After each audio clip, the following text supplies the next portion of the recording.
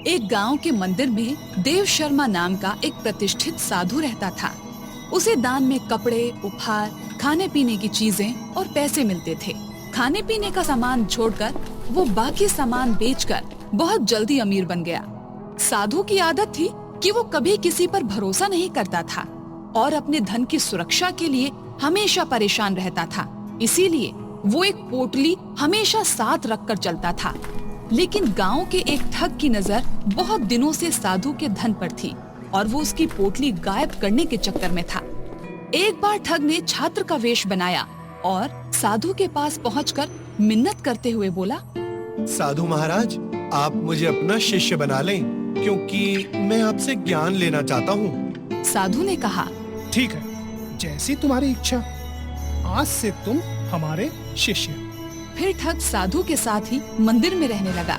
अगले दिन ठग ने कहा, मैं मंदिर की साफ सफाई करना चाहता हूँ। साधु ने इस बात की आज्ञा दे दी। इस तरह ठग ने कई दिनों तक साधु की खूब सेवा की और जल्द ही उसका विश्वास पात्र बन गया। एक दिन साधु पूजा पाठ का अनुष्ठान करने पास के गांव को निकल पड़ा। रास्ते में एक नदी पड़ी तो साधु ने अपने पैसों की पोटली को एक कंबल में लपेटकर रखते हुए कहा, मैं नदी में स्नान कराता हूँ और हाँ, जब तक मैं वापस न आऊँ तुम इस सामान की रखवाली करो। ठग ने कहा, जी गुरुजी, जैसा आपका आदेश। आपके आने तक मैं इसकी रखवाली करूँगा। फिर क्या था, जैसे ही साधु ने नदी में डुबकी लगाई, ठग खुश होकर मन ही मन बोला, मुझे तो इसी पल का इंतजार था, मजा आ गया। इस तरह वो पैसों की पोटली लेकर रफू चक्कर हो गया।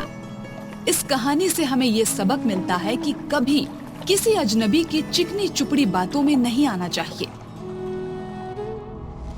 इस प्रकार की रोचक कहानियों को सुनने के लिए हमारे इस चैनल को लाइक, शेयर और सब्सक्राइब करें और हाँ, बेल आइकन जरूर दबाएं ताकि रोचक कहानियों का नोटिफिकेशन सबसे पहले आप तक पहुंचे। नमस्कार।